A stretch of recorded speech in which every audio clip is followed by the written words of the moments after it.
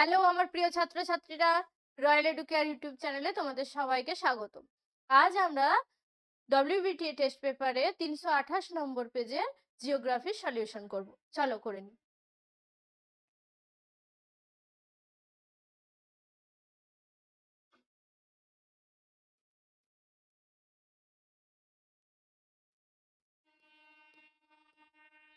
Page নম্বর 328, বিভাগ ক। চলো দেখে নিই।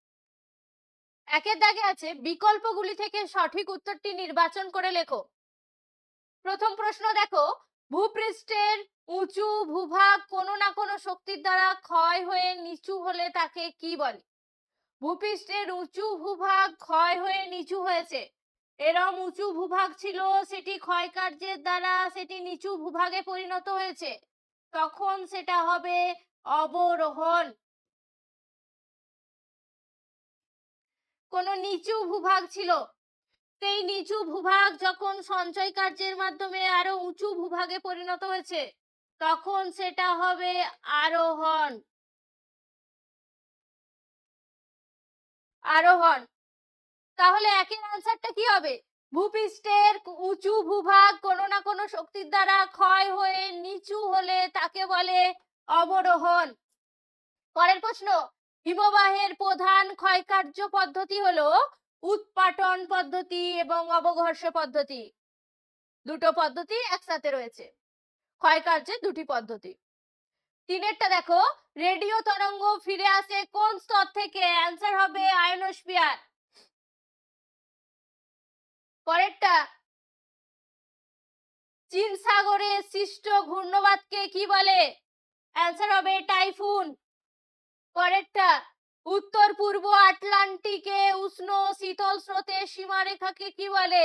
আমরা জানি সমুদ্রে উষ্ণ স্রোত এবং শীতল স্রোত এক জায়গায় এসে মিলিত হয়, অর্থাৎ সবুজ বর্ণের এবং নীল বর্ণের যে সমুদ্র স্রোত এক জায়গায় মিলিত হয়, নীল সবুজের মাঝে একটা সীমারেখা সৃষ্টি হয়, তাকে আমরা জানি কি বলে? হিমপ্রাচীর। পরেরটা, ল্যাব্রাডর ও উপসাগরীয় স্রোত মিলিত হয়ে ঘন কুয়াশা ও ঝড়ঝঞ্ঝা সৃষ্টি হয় যে উপকূলে, সেটি হচ্ছে নিউ ফাউন্ডল্যান্ড উপকূল। পরেরটা, জৈব অভঙ্গুর বর্জ্য। ভঙ্গুর মানে ভেঙে যাবে, অভঙ্গুর মানে সেটা ভাঙবে না, তাহলে জৈব অভঙ্গুর বর্জ্য হলো আমার সবজির খোসা হবে না, ব্যাগাসি হবে না, প্লাস্টিক এবং কাঁচ দুটোই হবে। পরেরটা দেখো, অন্ধ্রপ্রদেশের রাজধানী হলো অমরাবতী। তারপরটা, ভারতের দক্ষিণতম পর্বতমালার নাম কার্ডামাম। পরের প্রশ্ন দেখো, ভারতে মৃত্তিকা গবেষণাগার আছে যোধপুরে। এরপর, ভারতের সর্ববৃহৎ নদী পরিকল্পনাটি হলো কি হবে? ভাকরানাঙ্গাল পরিকল্পনা। আছে এখানে অপশন ভাকরানাঙ্গাল। পরেরটা, ভারতের সর্বাধিক গুরুত্বপূর্ণ তথ্য প্রযুক্তি শিল্প কেন্দ্র হবে ব্যাঙ্গালোর। এরপর, ভারতের আদমশুমারি অনুযায়ী একটি শহরের ন্যূনতম জনসংখ্যা, অ্যান্সার হবে 5000 জন। ভারত থেকে প্রেরিত কৃত্রিম উপগ্রহ, এখানে দুটো হবে, ইনস্যাট এবং আইআরএস, দুটোই ভারত থেকে প্রেরিত কৃত্রিম উপগ্রহ। এটা হচ্ছে যুক্তরাষ্ট্র থেকে এবং এটা এটা হচ্ছে রাশিয়া থেকে। তাহলে ভারত থেকে প্রেরিত কৃত্রিম উপগ্রহ এটা আর এটা হবে। এরপর বিভাগ খতে চলে আসি। 2.1 দেখো, নিম্নলিখিত বাক্যগুলি শুদ্ধ হলে পাশে সু লিখতে হবে, অশুদ্ধ হলে পাশে অ লিখতে হবে। তাহলে লোয়েস শব্দের অর্থ স্থানচ্যুত বস্তু, আমরা জানি লোয়েস কথার অর্থ হচ্ছে স্থানচ্যুত বস্তু কণা, তাহলে এখানে এটি হবে শুদ্ধ, সু লিখবো। পরেরটা দেখো, তাপের তীব্রতার পরিমাপকে উষ্ণতা বা তাপমাত্রা বলে, ঠিক, এটা হবে শুদ্ধ। এরপর দেখো, উল্কাপিণ্ড পুড়ে ছাই হয়ে যায় ট্রপোস্ফিয়ার স্তরে, ট্রপোস্ফিয়ারে নয়, এটি হবে অশুদ্ধ, এর অ্যান্সার হবে মেসোস্ফিয়ার।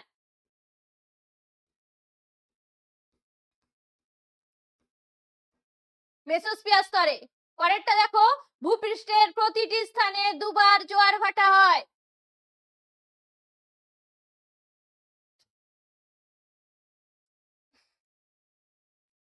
এটা হবে শুদ্ধ।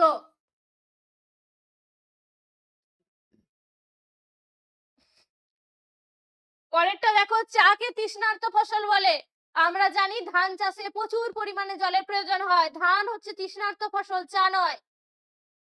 তাহলে এটা হবে অশুদ্ধ। অ্যান্সার হবে ধান। সঠিক অ্যান্সার হবে ধান। ধানকে বলা হয় তৃষ্ণার্ত ফসল। ধুন্দুল গাছ সুন্দরবনে জন্মায়, এটা হবে শুদ্ধ। পরেরটা, উপগ্রহ চিত্রে বিভিন্ন প্রতীক চিহ্ন ব্যবহার করা হয়, এটা হবে অশুদ্ধ। অ্যান্সার হবে ভূ বৈচিত্র্য সূচক মানচিত্রে।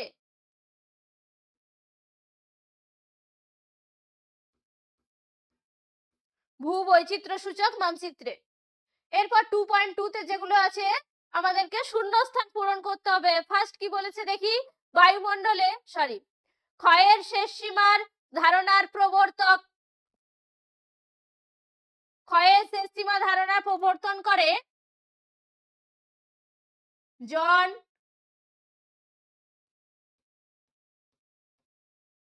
Wesley Powell. পরেরটা, চলমান বালিয়াড়িকে থর মরুভূমিতে বলে ধ্রিয়ান, সবাই জানো। এরপর বায়ুমণ্ডলে উচ্চতা বৃদ্ধির সাথে উষ্ণতা বৃদ্ধি পাওয়াকে কি বলে? আমরা জানি উচ্চতা বৃদ্ধির সাথে সাথে উষ্ণতা হ্রাস পায়, তাকে বলে নরমাল ল্যাপস রেট বা উষ্ণতা হ্রাসের স্বাভাবিক হার। আবার কি দেখছি এখানে প্রশ্ন আছে, বায়ুমণ্ডলে উচ্চতা বৃদ্ধির সাথে সাথে উষ্ণতাও বৃদ্ধি পায়, তাকে বলা হয় বৈপরীত্য উষ্ণতা।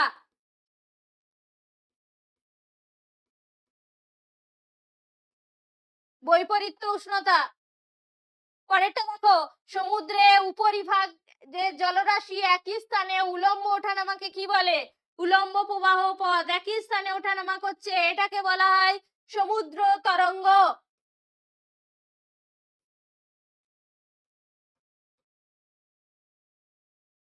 সমুদ্র তরঙ্গ। আবার যদি বলতাম সমুদ্রের বিপুল পরিমাণ জলরাশি যখন অনুভূমিক প্রবাহ পথে প্রবাহিত হচ্ছে, সেটা হলে হতো সমুদ্র স্রোত।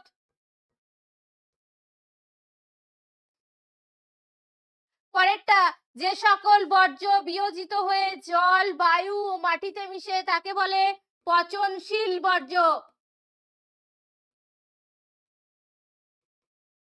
এরপর এশিয়ার বৃহত্তম লেগুন, অ্যান্সার হবে চিল্কা।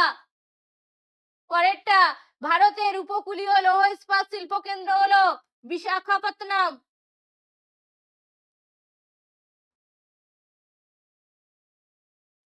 2.3 তে দেখো, একটি বা দুটি শব্দ উত্তর দাও। গ্রেড বা পর্যায় শব্দটি কে প্রথম ব্যবহার করেন? জি কে গিলবার্ট। জি কে গিলবার্ট। দুয়েরটা, বায়ুমণ্ডলে ভাসমান কঠিন সূক্ষ্ম ধুলোবালি কার্বন লবণ কণাকে কি বলে? অ্যান্সার হবে অ্যারোসল। এরপর দুটি মুখ্য জোয়ারের মধ্যে সময়ের ব্যবধান কত ঘন্টা কত মিনিট? অ্যান্সার হবে 24 ঘন্টা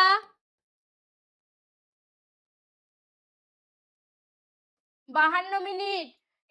এই প্রশ্নটা যদি দিত একটি মুখ্য এবং একটি গৌণ জোয়ারের মধ্যে সময়ের ব্যবধান কত, তখন তোমাকে লিখতে হতো 12 ঘন্টা 26 মিনিট। এখানে দিয়েছে দুটি মুখ্য জোয়ারের মধ্যে সময়ের ব্যবধান।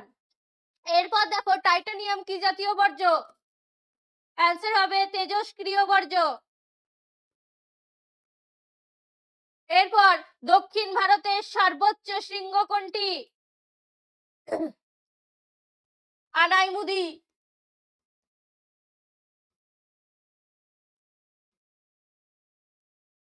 ভারতের দীর্ঘতম নদী বাঁধ কোনটি? অ্যান্সার হবে হীরাকুদ।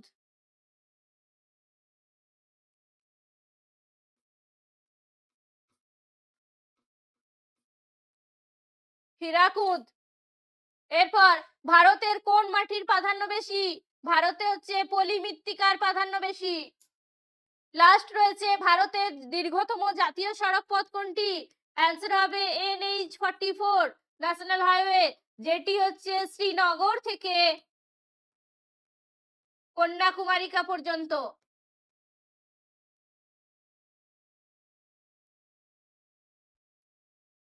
এরপর 2.4 এ দেখো বাম দিকের সঙ্গে ডান দিক মেলাতে হবে। টাইডাল পার্ক সবাই জানি চেন্নাই, মৌসিনরাম মেঘালয় যেখানে বেশি পরিমাণে বৃষ্টিপাত হয়, মাজুলি অসম, পারাদ্বীপ উড়িষ্যা। হয়ে গেল। এরপর আমরা চলে আসি 2 নম্বরের যে প্রশ্নগুলি আছে। ফার্স্ট হচ্ছে হিমশৈল। আমরা জানি সমুদ্রে ভাসমান বিশাল আকৃতি যে বরফের খণ্ড তাকে হিমশৈল বলা হয়। হিম শব্দের অর্থ বরফ আর শৈল শব্দের অর্থ পাহাড়, অর্থাৎ বিশাল আকৃতির বরফের পাহাড়। আমরা জানি সমুদ্রে যখন ভাসমান অবস্থায় থাকে সেটির 10 ভাগ সম্পূর্ণ অংশ যদি 10 ধরি, তার 9 ভাগ থাকে জলের তলায় এবং 1 ভাগ থাকে জলের উপরে। সুতরাং আমরা দূর থেকে দেখে কি মনে করব যে অল্প অংশ জলের উপরে আছে, সুতরাং সেক্ষেত্রে বিপদের ঝুঁকি থাকে। তাই 1912 সালে টাইটানিক জাহাজ এই হিমশৈলের ধাক্কায় ডুবে গেছিল। এখানে রয়েছে উদাহরণ রয়েছে, হিমশৈল সম্পর্কে লেখা আছে, যে সুন্দর করে করে নিও। এরপর হচ্ছে ক্ষয় সীমা। ক্ষয়কারী শক্তিগুলি ভূপৃষ্ঠের নিচে যতটা পরিমাণে ক্ষয় করতে পারে, যত দূর পর্যন্ত ক্ষয় করবে, সেটি হচ্ছে তার সীমা, ক্ষয়ের সীমা তার। সেই জন্য বলেছে সমুদ্র তল হচ্ছে শেষ ক্ষয় সীমা। আমরা একটু আগেই করলাম যে জন ওয়েসলি পাওয়েল হচ্ছে ক্ষয় সীমা ধারণার প্রবক্তা। এরপর চিনুক। চিনুক শব্দের অর্থ হচ্ছে তুষার খাদক বা তুষার ভক্ষক। তাহলে তুষারকে খাওয়া খাদক, অর্থাৎ সেক্ষেত্রে বরফ গলে যাওয়াকে বোঝাচ্ছে। তাহলে দেখো, তাহলে নিশ্চয়ই সেটা উষ্ণ বায়ু হবে। উত্তর আমেরিকার রকি পার্বত্য অঞ্চলে পূর্ব ঢাল বেয়ে যে উষ্ণ শুষ্ক বায়ু প্রেরি সমভূমিতে নেমে আসে সেই বায়ুকে বলা হচ্ছে চিনুক। এরপর হচ্ছে বান ডাকা কাকে বলবো। আমরা জানি জোয়ার 2 প্রকার, ভরা জোয়ার, মরা জোয়ার। ভরা জোয়ারের সময় কি হয়, নদী কি হয়, তার শেষ সীমানা হচ্ছে তার কোনো সাগর বা মহাসাগরে মিশবে, অর্থাৎ তার মোহনা স্থল। নদী যখন তার মোহনা স্থলের দিকে নিম্ন গতিতে বইতে শুরু করে, তখন কি হয়, সমুদ্রের বিপুল পরিমাণ জলরাশি উল্টো পথে কোন দিকে আসে, মোহনার দিক থেকে নদীর দিকে চলে আসে। ফলে কি হয়, নদীর যে মোহনা অঞ্চল সেটি অত্যন্ত প্রশস্ত চওড়া হয়ে যায়। সেই জায়গা দিয়ে কি হয়, বিপুল পরিমাণ সমুদ্রের জল নদীর দিকে উল্টো পথে বইতে শুরু করে। তাকে বলা হচ্ছে বান ডাকা। ভাগীরথী হুগলি নদীতে এরকম সারি বানের সৃষ্টি হয়। এরপর হচ্ছে কঠিন বর্জ্য পদার্থ। আমাদের দৈনন্দিন ক্রিয়াকলাপের ফলে যে অপ্রয়োজনীয় কঠিন বা ব্যবহারের অযোগ্য পদার্থ সমূহ থাকে তাকে বলা হয় কঠিন বর্জ্য। শ্রেণী বিভাগ আমরা 2টি ভাগে করেছি, জৈব ভঙ্গুর এবং জৈব অভঙ্গুর। জৈব ভঙ্গুর কোনগুলি, সবজির খোসা, ছেঁড়া কাপড়, এগুলি হচ্ছে আমার জৈব ভঙ্গুর। জৈব অভঙ্গুর কঠিন বর্জ্য কোনগুলি, প্লাস্টিক হতে পারে, ভাঙা কাপ প্লেট হতে পারে, কাচের সিসি বোতল হতে পারে, এগুলি আমার জৈব অভঙ্গুর। এগুলি দীর্ঘদিন মাটিতে পড়ে থাকলেও সেটা কিন্তু মাটির সাথে মিশবে না। পরের প্রশ্ন, স্ক্রাবারের কাজ কি। সরি, স্ক্রাবার হলো একটি যন্ত্র যার সাহায্যে বায়ু দূষণ নিয়ন্ত্রণ করা হয়। এই পদ্ধতিতে শিল্প কারখানা ও মোটর গাড়ি থেকে নির্গত ক্ষতিকারক ধোঁয়াকে স্ক্রাবার যন্ত্র দ্বারা পরিশুদ্ধ করে সেটাকে বায়ুমণ্ডলে ছাড়া হয়। মালনাদ বলতে কি বোঝো, পরের প্রশ্ন। মাল শব্দের অর্থ হচ্ছে পাহাড় আর নাদ শব্দের অর্থ হচ্ছে দেশ। সুতরাং আমি বলতে পারি যে পাহাড়ি দেশ হচ্ছে মালনাদ। কর্ণাটক মালভূমির পশ্চিম অংশে উঁচু নিচু ঢেউ খেলানো যে ভূভাগ তাকে আমরা কি নাম দিচ্ছি, মালনাদ। সেই মালনাদ প্রধানত কি শিলায় গঠিত, গ্রানাইট নিস। এটি এক প্রকার ব্যবচ্ছিন্ন মালভূমি। তার এই বৈশিষ্ট্য সহকারে সুন্দরভাবে দেওয়া আছে, তৈরি করে নিও। এরপর আসছি আশ্বিনের ঝড়। অক্টোবর নভেম্বর মাসে বঙ্গোপসাগরে গভীর নিম্নচাপের কারণে যে সাইক্লোন বা ঘূর্ণবাতের সৃষ্টি হয় তাকে আমরা বলছি আশ্বিনের ঝড়। এই আশ্বিনের ঝড় বাংলার আশ্বিন মাসে হয় বলে একে বলা হচ্ছে আশ্বিনের ঝড়। পশ্চিমবঙ্গে আশ্বিন মাসে হয় বলে একে কি বলছে, আশ্বিনের ঝড় বলা হচ্ছে। এর কিছু বৈশিষ্ট্য দেওয়া আছে, তোমরা দেখে নিও। এরপর হচ্ছে খাদার ভাঙ্গার। খাদার কাকে বলবো? নদী তীরবর্তী অঞ্চলের যে নবীন পলিমাটি, সেই নবীন পলিমাটিকে বলা হয় খাদার। আর নদী থেকে দূরবর্তী অঞ্চলের যে প্রাচীন পলিমাটি তাকে বলা হয় ভাঙ্গার।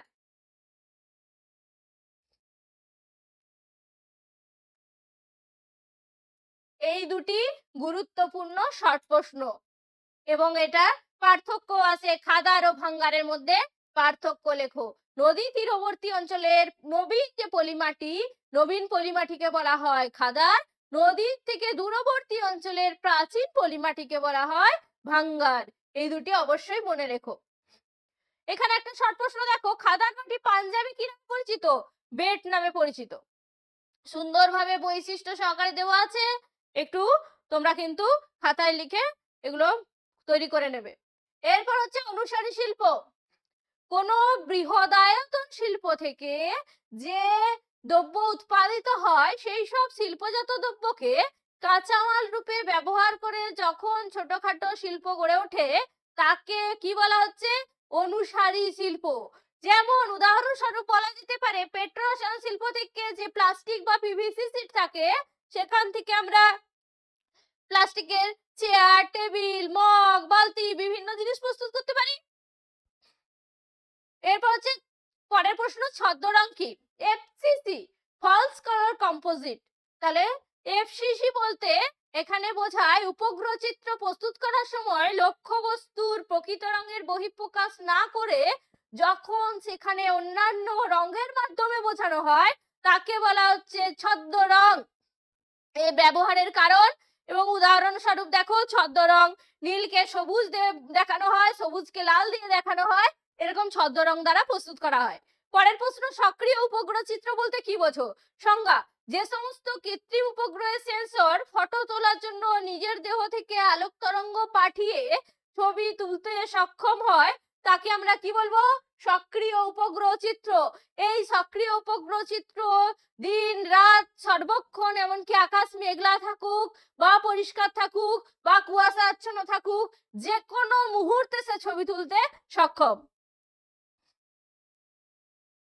এরপরে 3 নম্বরের প্রশ্নে চলে এসেছি, বদ্বীপ গড়ে ওঠার অনুকূল ভৌগোলিক পরিবেশ। তাহলে বদ্বীপ সৃষ্টির যে কারণ, অবক্ষেপণের হার বেশি, সুদীর্ঘ নদী ও বেশি উপনদী, নদীর স্রোত কম হওয়া, সমুদ্রের ঢাল কম হওয়া, জোয়ার ভাটার প্রকোপ যখন কম থাকে, বিপরীতমুখী বায়ু যখন প্রবাহিত হয়, আর আংশিক বেষ্টিত যখন সমুদ্রের অবস্থান দেখি, এই সব কারণগুলির উপর ভিত্তি করে কি হয়? বদ্বীপ গড়ে ওঠে। সুন্দর করে এগুলো দেওয়া আছে, তোমরা তৈরি করো। ফেরেলের সূত্র। ফেরেলের সূত্র বলতে কি বুঝি?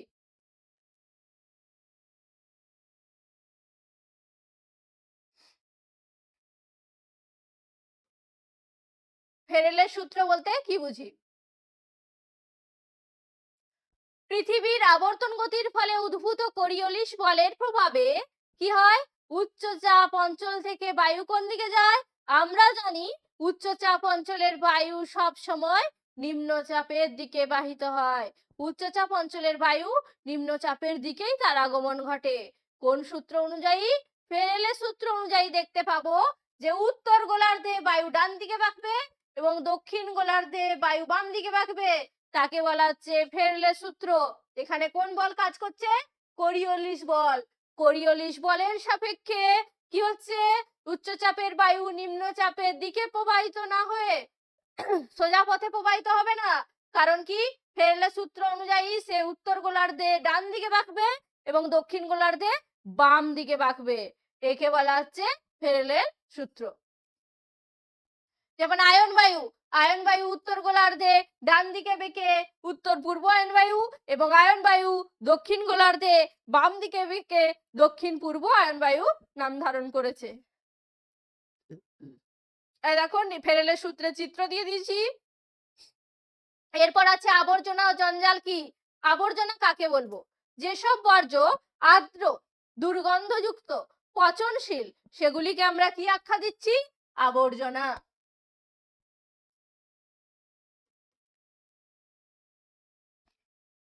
এখানে 70% আর্দ্রতা থাকে আর এইসব বর্জ্য পদার্থের তাপ উৎপাদন ক্ষমতা 6 × 10⁻⁶ জুল পার কেজি। উদাহরণ হতে পারে বর্জিত খাবার, সবজির খোসা, এগুলি পচনশীল। জঞ্জাল কাকে বলবো? যেসব বর্জ্য শুষ্ক, পচনশীল নয়, দুর্গন্ধ ছড়ায় না, তাদেরকে আমরা কি বলবো? জঞ্জাল। 25% আর্দ্রতা থাকবে আর এখানে উৎপাদন ক্ষমতা, তাপ উৎপাদন ক্ষমতা কত? 10 × 10⁻⁶ জুল পার কেজি। উদাহরণ কি হবে? প্লাস্টিক, পলিথিন প্রভৃতি। এরপর হচ্ছে পরের প্রশ্ন, ভরাটকরণ কি বা ল্যান্ডফিল কি? লোকালয় থেকে দূরে কি হচ্ছে, ফাঁকা জায়গায় কিংবা নিচু জমিতে কঠিন বর্জ্য পদার্থ মাটি খুঁড়ে পুঁতে ফেলে মাটি চাপা দিয়ে দেওয়াকে ল্যান্ডফিল বলা হয় বা একে বলা হয় ভরাটকরণ। বৈশিষ্ট্য সহকারে বলা হচ্ছে কঠিন বর্জ্যের ব্যবস্থাপনা, কম খরচ হয় এতে কোনো পরিকল্পনার প্রয়োজন হয় না, গৃহস্থালী কুটির শিল্পজাত সামগ্রী নিক্ষেপ করা হয় এখানে, এইসব জিনিসগুলো লেখা আছে। এবং এর সুবিধা এবং অসুবিধা দেখো, এর সুবিধা হচ্ছে জনস্বাস্থ্যের ক্ষতির কোনো আশঙ্কা থাকে না এতে। আর অসুবিধা কি?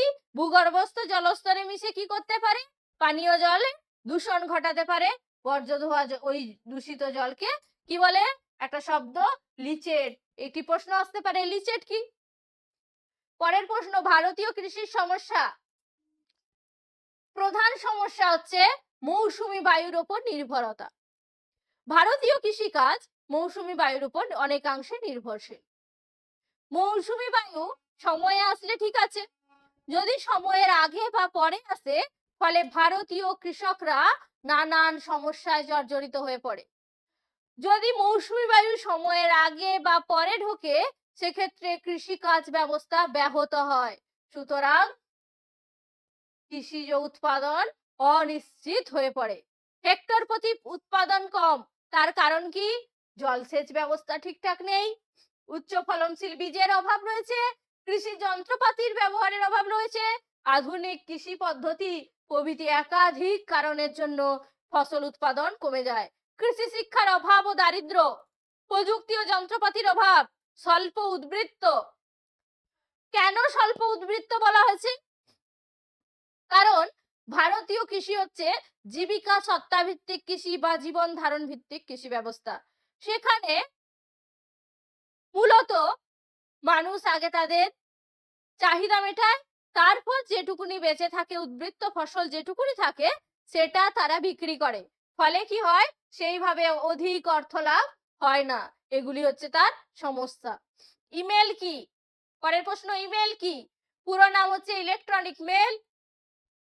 সংজ্ঞা হচ্ছে সাধারণ অর্থে ইমেল হচ্ছে ইন্টারনেট ব্যবস্থা সুযোগ নিয়ে এক স্থান থেকে আরেক স্থানে পাঠানো বৈদ্যুতিন পত্র। এক্ষেত্রে প্রাপক এবং প্রেরক দুজনেরই ইমেল আইডি থাকা কিন্তু আবশ্যিক। এগুলো তোমরা অবশ্যই জানো আশা করি। এরপর কিছু পার্থক্য দেওয়া আছে, দেখো। ভূবৈচিত্র্য সূচক মানচিত্র উপগ্রহ চিত্রের মধ্যে পার্থক্য বিষয় সহ সুন্দরভাবে সাজিয়ে গুছিয়ে লেখা আছে, তোমরা এগুলো কিন্তু তৈরি করে নিও। এরপরেও একটা পার্থক্য রয়েছে, দেখো। ভূসমলয় ও সূর্য সমলয় সুন্দর করে লেখা আছে, বিষয় অবশ্যই দেবে, খাতাকে সুন্দরভাবে সাজিয়ে গুছিয়ে লিখবে। এরপর 5 নম্বরের প্রশ্নগুলি দেখো। নদীর ক্ষয়কার্যের ফলে 3টি ভূমিরূপের চিত্র সহ বিবরণ দাও। নদীর ক্ষয়কার্যের ফলে একাধিক ভূমিরূপ গঠিত হয়। আই আকৃতির উপত্যকা বা ক্যানিয়ন, ভি আকৃতির উপত্যকা বা গিরিখাত, জলপ্রপাত, প্রপাতকূপ, প্লাঞ্জপুল, প্রপাতকূপকেই বলা হয় প্লাঞ্জপুল, মন্থকূপ বা পটহোল, শৃঙ্খলিত শৈলশিরা প্রভৃতি। আমরা এখানে 3টি ভূমিরূপ বলেছে, তাই এখানে আমরা ক্যানিয়ন, গিরিখাত এবং জলপ্রপাত সম্পর্কে আলোচনা করেছি।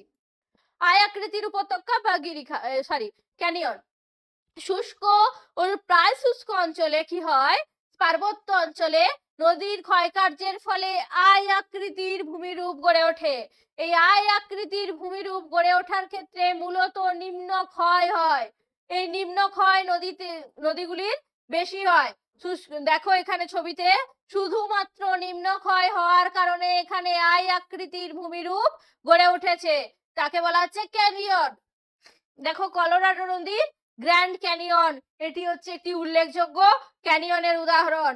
পরেরটা হচ্ছে ভি আকৃতির উপত্যকা যাকে বলা হচ্ছে গিরিখাত। আর্দ্র ও আর্দ্রপ্রায় অঞ্চলে কি হচ্ছে, নদীর উচ্চ প্রবাহে ভূমির ঢাল বেশি হওয়ায়, আর্দ্র হওয়ায় নিম্ন ক্ষয়ের পাশে পার্শ্ব ক্ষয় হয়। তাহলে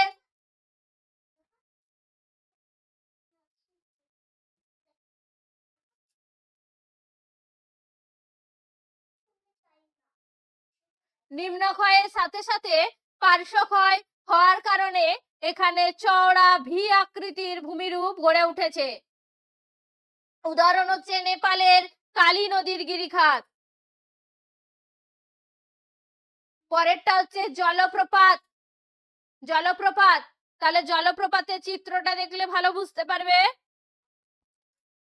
কঠিন শিলা এবং কোমল শিলা পর পর অবস্থান করে। আমরা জানি কঠিন শিলা কোমল শিলার তুলনায় কম ক্ষয়প্রাপ্ত হয় এবং কোমল শিলা কঠিন শিলার তুলনায় বেশি ক্ষয়প্রাপ্ত হয়। ফলে কি হয়, কোমল শিলা তো ক্ষয়ীভূত হয়ে যায়, কিন্তু কঠিন শিলা সেইভাবে অবস্থান করে বা দণ্ডায়মান থাকে। ফলে নদীর জল উচ্চ গতিতে ওপর থেকে নিচে ঝাঁপিয়ে পড়ে, একে বলা হয় জলপ্রপাত। এই জলপ্রপাতের তলদেশে কি হয়, হাড়ির মতো বড় গর্তের সৃষ্টি হয়, যাকে বলা হয়, এই গর্তকে বলা হয় প্রপাতকূপ।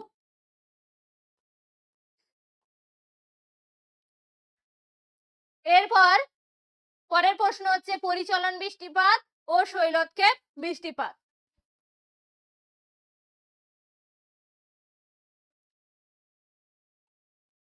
পরিচলন বৃষ্টিপাত, দেখো কোন জলভাগ, সেই জলভাগে সূর্যের কিরণ দ্বারা কি হয়, সূর্যের কিরণে জলভাগের জল বাষ্পীভূত হয়ে উপরে ওঠে। তাহলে জলভাগের জল যখন বাষ্পীভূত হয়ে উপরে উঠছে তখন বায়ুমণ্ডলটা কেমন থাকছে, উষ্ণ আর্দ্র। আর এই সমুদ্রের জল যখন বাষ্পীভূত হয়ে যাচ্ছে তখন বাতাসে জলীয় বাষ্পের উপস্থিতিও রয়েছে। তাহলে উষ্ণ আর্দ্র জলীয় বাষ্পপূর্ণ বায়ু কেমন প্রকৃতির হয়, হালকা। ফলে সেই বায়ু ঊর্ধ্বাকাশে গমন হয়। ঊর্ধ্বগামী হওয়ার ফলে সে উপরে উঠে ঘনীভূত হয়ে মেঘের সৃষ্টি করে এবং পরবর্তী সময় কি হয়, বৃষ্টি ঘনীভবন হয় এবং পরে বৃষ্টিপাত রূপে পৃথিবী পৃষ্ঠে ঝরে পড়ে, যেটা হচ্ছে পরিচলন বৃষ্টিপাত। শৈলোৎক্ষেপ বৃষ্টিপাত, শৈল শব্দের অর্থ পর্বত, উৎক্ষেপ শব্দের অর্থ উপরে ওঠা। দেখো সেই একইভাবে কোন জলাশয়ের জল বাষ্পীভূত হয়ে ওপরে উঠছে, ঊর্ধ্বগামী হলে উষ্ণ আর্দ্র বায়ু জলীয় বাষ্পপূর্ণ বায়ু, সে কি হবে, পর্বতের দুটি ঢাল, এদিকে একটা ঢাল এদিকে একটা ঢাল, পর্বতের প্রতিবাদ ঢাল, এখানে কি হবে, উষ্ণ আর্দ্র জলীয় বাষ্পপূর্ণ হালকা বায়ু পর্বতের এই ঢালে বাধাপ্রাপ্ত হয়ে বৃষ্টিপাত ঘটাবে। অর্থাৎ প্রতিবাদ ঢালে প্রচুর পরিমাণে বৃষ্টিপাত ঘটে গেছে। তাহলে বিপরীত ঢালটার নাম কি, অনুবাদ ঢাল। এই বিপরীত ঢালটা, তাহলে সেই অনুবাদ ঢালে বায়ুটা কেমন থাকবে, শুষ্ক ও শীতল বায়ু। সুতরাং সেই বায়ুতে জলীয় বাষ্প থাকবে না বেশি, ফলে কি হবে, সেখানে বৃষ্টিপাতের সম্ভাবনা খুব কম। এই অঞ্চলকে বলা হয় বৃষ্টির ছায় অঞ্চল।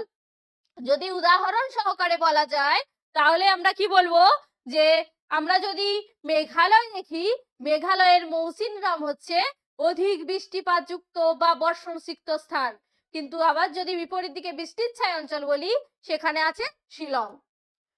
আবার যদি ভারতের পশ্চিমঘাট পর্বতমালা দেখি, সেই পশ্চিমঘাট পর্বতমালার পশ্চিম দিক, সেখানে অধিক পরিমাণে বৃষ্টিপাত হয়। তাহলে পশ্চিমঘাট পর্বতমালার পশ্চিম ঢাল হচ্ছে বৃষ্টিপাত যুক্ত স্থান, পশ্চিমঘাট পর্বতের পূর্ব ঢাল হচ্ছে বৃষ্টির ছায় অঞ্চলের উদাহরণ। তাহলে এটা আমরা দিতে পারি, এটা গেল আমার শৈলক্ষেপ বৃষ্টিপাত। তারপরে দেখো সমুদ্র স্রোত সৃষ্টির কারণ সুন্দরভাবে ব্যাখ্যা করা আছে, দেখো করে রেখে এখানে করে দিয়েছি। তোমরা কিন্তু এই পয়েন্টগুলো সুন্দরভাবে লিখবে। নিয়ত বায়ু প্রবাহ, পৃথিবীর আবর্তন গতি, সমুদ্র জলের উষ্ণতা, সমুদ্র জলের লবণতা ঘনত্ব, উপকূলের আকৃতি, বরফের গলন, ঋতু পরিবর্তন, সবগুলো উদাহরণ সহকারে সুন্দরভাবে আমি করে দিয়েছি। তোমরা কিন্তু এগুলো তৈরি করে নিও।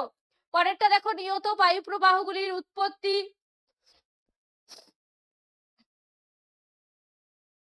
নিয়ত বায়ু প্রবাহের উৎপত্তি ও গতিপথ চিত্র সহ ব্যাখ্যা করো। নিয়ত বায়ু প্রবাহ, যে বায়ু নিয়মিতভাবে নির্দিষ্ট পথে প্রবাহিত হয় তাকে আমরা বলি নিয়ত বায়ু। আমরা জানি আমাদের 3টি স্থায়ী নিম্নচাপ আর 4টি উচ্চচাপ।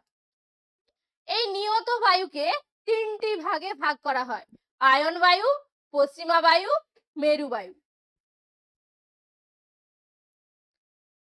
আয়ন বায়ু, পশ্চিমা বায়ু, মেরু বায়ু।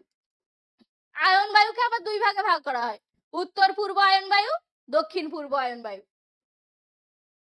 পশ্চিমা বায়ুকে 2 ভাগে ভাগ করা হয়: দক্ষিণ পশ্চিম পশ্চিমা বায়ু, উত্তর পশ্চিম পশ্চিমা বায়ু। মেরু বায়ুকে আবার 2 ভাগে ভাগ করা হয়: উত্তর পূর্ব মেরু বায়ু, দক্ষিণ পূর্ব মেরু বায়ু। এদের সম্পর্কে সম্পূর্ণ আলোচনা এখানে করা আছে, তোমরা সুন্দরভাবে এটা তৈরি করবে। কিন্তু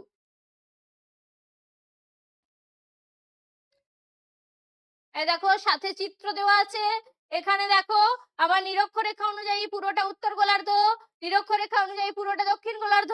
তাহলে তুমি কি করবে, এখানে আমার আয়ন বায়ু, পশ্চিমা বায়ু, মেরু বায়ু করিওলিস বল এবং ফেরেলের সূত্র অনুযায়ী কোন দিকে প্রবাহিত হচ্ছে বেঁকে সেটা তোমাকে দেখাতে হবে। দেখো আয়ন বায়ু এটা উত্তর গোলার্ধ, এটা দক্ষিণ গোলার্ধ। আয়ন বায়ু উত্তর গোলার্ধে ডান দিকে বেঁকে উত্তর পূর্ব আয়ন বায়ুর নাম ধারণ করছে। আয়ন বায়ু দক্ষিণ গোলার্ধে বাম দিকে বেঁকে দক্ষিণ পূর্ব আয়ন বায়ু নাম ধারণ করছে। আবার দেখো পশ্চিমা বায়ু 2 দিকে উত্তর গোলার্ধ এবং দক্ষিণ গোলার্ধ, সেই করিওলিস বলের সাপেক্ষে উচ্চচাপ অঞ্চলের বায়ু নিম্নচাপের দিকে ধাবিত হয়। সেখানে আমরা ফেরেলের সূত্র পেয়েছি। সেই ফেরেলের সূত্র অনুযায়ী পশ্চিমা বায়ু উত্তর গোলার্ধে দক্ষিণ পশ্চিম পশ্চিমা বায়ু এবং দক্ষিণ গোলার্ধে উত্তর পশ্চিম পশ্চিমা বায়ু নামে পরিচিত। আবার ফেরেলের সূত্র অনুযায়ী উত্তর গোলার্ধে ডান দিকে বেঁকে মেরু বায়ু উত্তর পূর্ব মেরু বায়ু এবং ফেরেলের সূত্র অনুযায়ী দক্ষিণ গোলার্ধে মেরু বায়ু বাম দিকে বেঁকে দক্ষিণ পূর্ব মেরু বায়ু নাম ধারণ করেছে। এই যে অ্যারোগুলো, এগুলো হচ্ছে বায়ুর দিককে নির্দেশ করেছে। এগুলি অবশ্যই তোমাদের ঠিকঠাক দিতে হবে। এরপরে চলে আসি উত্তর ভারত ও দক্ষিণ ভারতের নদ নদীর পার্থক্য বিষয় সহকারে সুন্দর করে এখানে গুছিয়ে লেখা আছে। তোমরা এগুলো খাতায় তুলে সুন্দর করে তৈরি করে নিও, কোনো অসুবিধা হবে না আশা করি। 5.2.2 ভারতের ইক্ষু চাষের অনুকূল পরিবেশ। আমরা জানি অনুকূল ভৌগোলিক পরিবেশ বললে প্রাকৃতিক কারণ এবং অর্থনৈতিক কারণ দুটো থাকে। আখ চাষের প্রাকৃতিক পরিবেশে দেখো জলবায়ু, যেখানে উষ্ণতা, বৃষ্টিপাত স্থান পেয়েছে, ভূপ্রকৃতি মৃত্তিকা তুহিন ও কুয়াশা। আখ চাষের অর্থনৈতিক পরিবেশ দেখো শ্রমিক, পরিবহন, চাহিদা ও বাজার, প্রত্যেকটা বিষয় সুন্দর করে আলোচনা করা আছে। এরপর পশ্চিম ভারতে বস্ত্র বয়ন শিল্পের একদেশী ভবনের কারণ দেখো কাঁচামালের সহজলভ্যতা, আর্দ্র জলবায়ু, শক্তি সরবরাহ, রাসায়নিক দ্রব্যের যোগান, উন্নত পরিবহন ব্যবস্থা, সুলভ শ্রমিক, চাহিদা বাজার, মূলধনের প্রাচুর্য, প্রত্যেকটা পয়েন্ট সুন্দর করে দেখানো আছে। সাথে দেখো পশ্চিম ভারতের বিভিন্ন স্থান এখানে সুন্দরভাবে চিত্রে অঙ্কন করা আছে। এরপর পরের প্রশ্ন, যে কোনো 3 প্রকার মৃত্তিকার বিবরণ দাও। দেখো আমাদের এখানে 7 রকম মৃত্তিকার নাম লেখা রয়েছে: পলি মৃত্তিকা, কৃষ্ণ মৃত্তিকা বা রেগুর মৃত্তিকা, লোহিত মৃত্তিকা, ল্যাটেরাইট মৃত্তিকা, পার্বত্য বা অরণ্য মৃত্তিকা, মরু মৃত্তিকা আর উপকূলীয় লবণাক্ত মৃত্তিকা। আমরা এখানে যে কোনো 3 প্রকার লিখবো। আমরা এখানে আলোচনা করেছি পলি মৃত্তিকা, কৃষ্ণ মৃত্তিকা এবং ল্যাটেরাইট মৃত্তিকা। দেখো পলি মৃত্তিকার এখানে তোমরা এখানে 5টা জিনিস পাবে যেটা তোমাদের শর্ট প্রশ্নে খুব কাজে দেবে। যে খাদার, আমরা জানি নদী তীরবর্তী অঞ্চলে নবীন পলিমাটি খাদার নামে পরিচিত, নদী দূরবর্তী স্থানে প্রাচীন পলিমাটি ভাঙ্গার নামে পরিচিত, উচ্চ গাঙ্গেয় সমভূমির জলাভূমির মাটিকে বলা হয় ধাঙ্কার।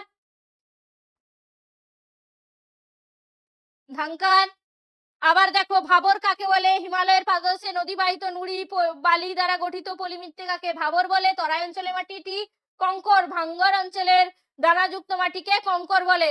5টা শর্ট প্রশ্ন পেয়ে যাবে। সরি। এরপর কৃষ্ণ মৃত্তিকা সম্পর্কে সুন্দর আলোচনা করা আছে বৈশিষ্ট্য সহ। এরপর তোমরা একটি শর্ট প্রশ্ন জানো যে কৃষ্ণ মৃত্তিকাতে আমার কার্পাস চাষ ভালো হয়। এরপর ল্যাটেরাইট মৃত্তিকা, তারও উৎপত্তি, অবস্থান আর বৈশিষ্ট্য সুন্দর করে দেওয়া আছে। এরপর আমার মানচিত্র, 10টা মানচিত্র ম্যাপ পয়েন্টিং করতে হবে তোমাদের।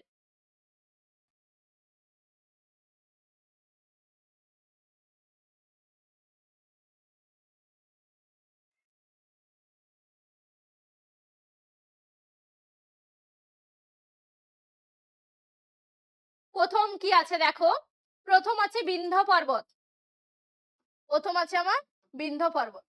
এই দেখো এই জায়গাটায় আমার বিন্ধ্য পর্বতের অবস্থান। 6.1 ছিল বিন্ধ্য পর্বত।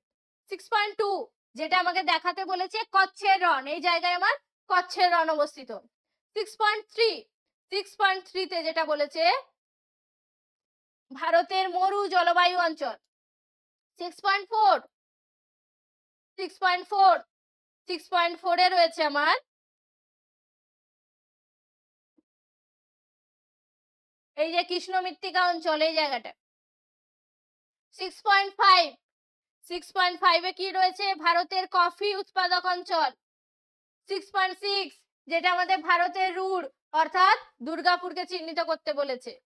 6.7 করমণ্ডল উপকূল, এটা এইভাবে না আছে, আবার এখানেও আসতে এরকমও আসতে পারে যে বছরে দুবার বৃষ্টিপাত যুক্ত স্থান, তাও আমাকে করমণ্ডল উপকূল চিহ্নিত করতে হতো। হলদিয়া বন্দর, এখানে রয়েছে আমার হলদিয়া বন্দর। 6.9 এ যেটা আছে সেটা হচ্ছে বেঙ্গালুরু, এই জায়গায় আমার বেঙ্গালুরু অবস্থিত।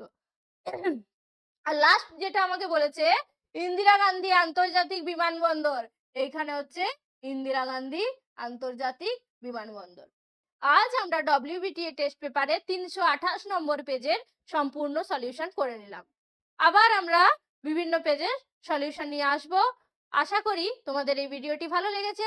ভালো লাগলে লাইক শেয়ার অবশ্যই করে দিও। Thank you.